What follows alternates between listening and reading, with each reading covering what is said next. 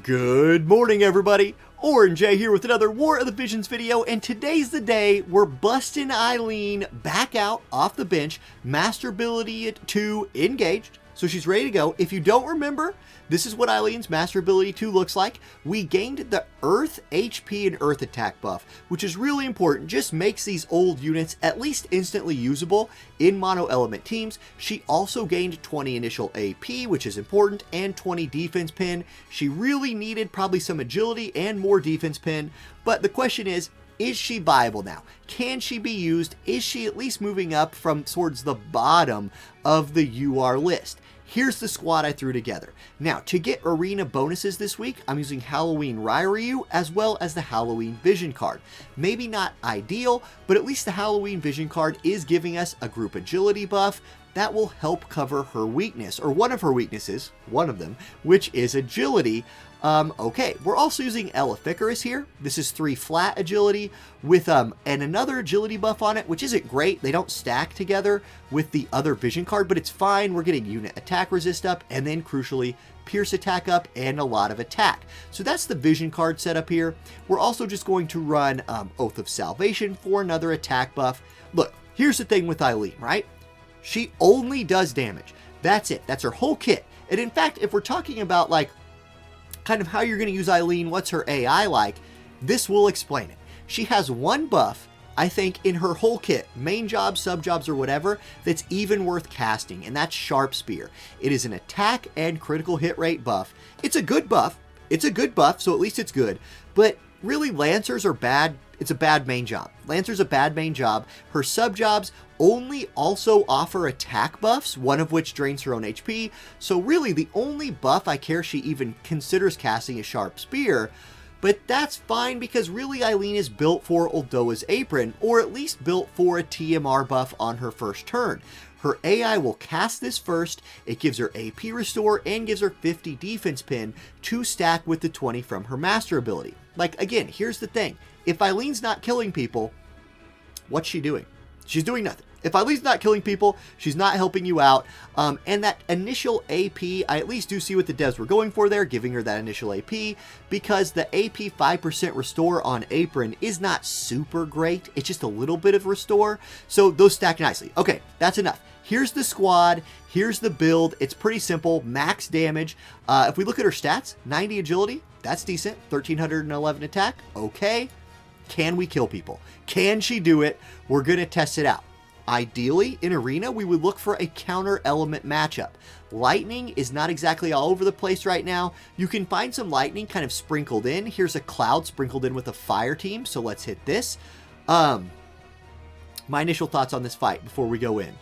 Look, this is basically 3 100 cost units. King Mont's 100 cost, SETI is 100 cost, and the only reason Cloud's not 100 cost is because the developers were scared of making another 100 cost at the current time when he came out in JP. At least that's my theory on that. It's a lot of people's theory on that. Okay, we are running only one 100 cost, and then Aileen and Halloween Ryu. So, can Aileen burn through Mont, get to the back line, start doing damage? What you're going to notice, her AI started off using the TMR. That's what we want. She now has 70 defense pin, so at least King Mont's defense won't be a barrier to her doing damage. He's going to step forward. He's going to cast Regen on Setia. That's an interesting setup. She's going to step forward and look to do her limit break on Aileen.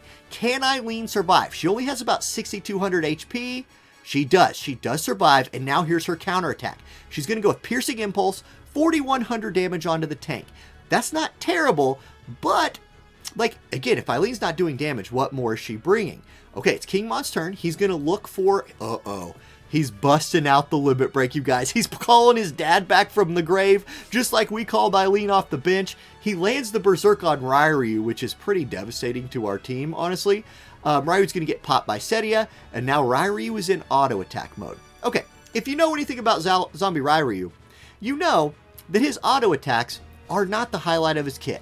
But he's hanging in there. He's tanking for us. Can Oberon do the work? He channels his inner Kaladin Stormblessed, if you ever read that book. Great series of books. And drops huge damage. Kills Setia. We're probably going to win this fight. Like, Ryu's sitting there just with a slap off against King Mont, giving Oberon time to do Oberon things. But clearly, right, if we're talking about Earth Spear units, and this is coming from me, coming from somebody who loves Aileen probably more than anyone else who plays this game, Oberon massively outperformed her right there. Yes, Oberon got to start the fight off by hitting Cloud, and that's great, but look at what Oberon's kit had in it. He had a shield. He had a move and jump 1 buff, right? His sub-jobs, his main job sub-job, they offer cool buffs for his kit. Aileen is a TMR and an attack and critical hit rate buff. Boom, that's it. Okay, we did win the fight, so she didn't contribute much, but let's find another fight. Let's find another thing to fight here. Look at all the wind. Another reason Aileen struggles right now is wind is everywhere. How about we do Earth v Earth? Let's throw our Earth team against another Earth team. Both teams here flexing in Oberon as their 100 cost unit. These guys though busting out the Prince Mont. Now Prince Mont also recently caught his Master Ability 2 upgrade, which gives him some of that like initial hate. It's really good. Prince Mont, viable unit now. Let's see what Aileen can do. I would really like to see her do, more than 5,000 or 6,000 damage. Like, we've got a 7,600 HP Noctis over there. Can she one-shot him? I doubt it, right?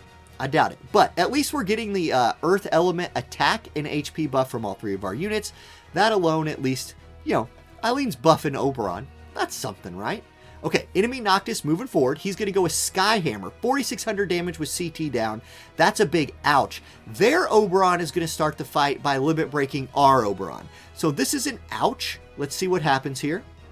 We live, thank God. Prince Mont. Oh no, he's looking for the Taunting Blade.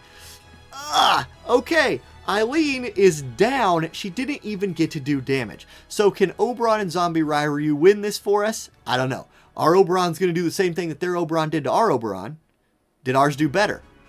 No, about the same. Okay, Noctis onto Ryu. Not a huge bunch of damage right there. Now, we are running Zombie TMR on Oberon, so he's going to come back to life and might get some vengeance for us here. Ryu's going to go with Stone Aga Blade onto Mont. Big damage, one-shot him. That's cool. So it's a 2v2. Our Oberon, though, is went with the auto attack right there. That's rough. Ryu's going to get his courage procced. Oberon's probably going to pop him right here with the halting spear, and we lost.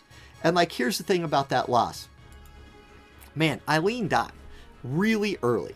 She died really early. Let's go look at Lancer right here. And I'm going to kind of break down another one of the reasons, like something else that Aileen either like needs to get or just Lancers in general need to get. On a map like this, right, where you can't necessarily get close to the enemy by your second turn, a Lancer relies on throwing spears at the enemy. You're almost relegated to using your moves like Piercing Impulse right here from Aileen that is a range 1, 2, 3, 4, 5 spear throw. Like, it's not even AoE. It's single target. Yes, it's large damage. Yes, it's piercing. Yes, that's kind of cool. But she's meant to get in there, use moves like Shadow Capture, hopefully find some like AoE big damage. Universal Glory, which also got an EX upgrade for her, big AoE. Instead, on this map, you're kind of limited to just trying to stand back, throw spears over the top. This can work if you're teamed up with a tank, especially if you're on a map that's a little bit more constricted where your tank can get out there, actually gather aggro, and she can stand back and throw a spear, then come in and like combo with him. Instead, you saw it. Okay, let's do one more. Let's try again. And in this little arena showcase with hopefully a win, man, lightning would be nice. Lightning would be nice, but there's none. Okay, how about, this guy's free to play. It's a free-to-play water team. We'll lose to this. Aileen will be across from Summer Elsie right here. She's very weak to magic. We can't fight that. How about instead we look for... that's Halloween Little Leela. Look, you don't fight Halloween Little Leela with Aileen. You just don't do it. You also don't fight Jaden or Elena. And this is turning into a video where we're just highlighting a lot of our own weaknesses. Okay, this is interesting. This is a Mont Ketone Ryu squad. We'll pop a Orb Restore, and we'll go for it. Okay. Man, it's tough right now. It's tough. A lot of wind in the meta, which is going to make playing Aileen hard, right? Halloween Little Leela's her worst enemy. There was a long time on this channel where one of the emotes that I had was just an emote of how much I hated Halloween Little Leela. I've come around on that. Halloween Little Leela is one of my most used units now. But if you're an Aileen main, if you're an Earth main, that girl is a huge problem. All right, there's the TMR buff. So we have our defense pin. We've got our AP restore. Let's look in, when it's Eileen's next turn, at how much AP she's going to have starting her second round of turns. That'll be a cool thing to know. Their Mont's going to pop Courage. Katone is going to cast Haste on him. So this is a really speedy Prince Mont over here. Katone going to put bells on herself, start moving in. Okay, Mont's going to go with a Taunting Blade. Aileen here, 81 AP. So she's got enough AP to do whatever she wants. She does cast her buff right there. She's going to start moving in. So I will say, if we're talking about her Master Ability 2 making her more viable, her AP problems do seem to be solved by it. With Oldoa's TMR, having, she's going to have 100 AP. She's going to get stopped right here by Katone. So again, we're not going to get to see her do anything. That's a rip. But she's not taking a bunch of damage at least. Yeah. Like, look. It's a struggle. It's a struggle. Everyone else in this map, on their second turn, or on their turn where they moved into the middle, were able to come in and do damage. Aileen, once again, has moved in and just gotten stomped by the enemy. This time it was unlucky because of status effects, but at some point, it's not unluckiness, right? At some point, it's the fact that she somehow didn't have a way of hitting the enemy, is move 3, jump 1, Lancer's a rough job. Like, at some point, it's you. If you keep losing, at some point, it's you. I'm just saying. It's felt like a 2v3. Alright, let's see if R2 can clean this up. Stonaga Blade will kill Mont.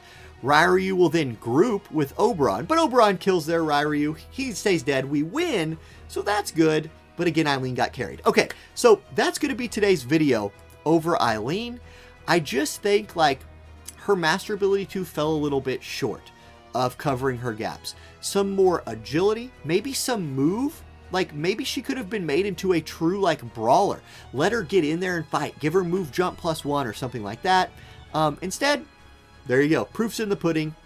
It is what it is. Thanks for watching, everybody. I'll catch you next time. Peace.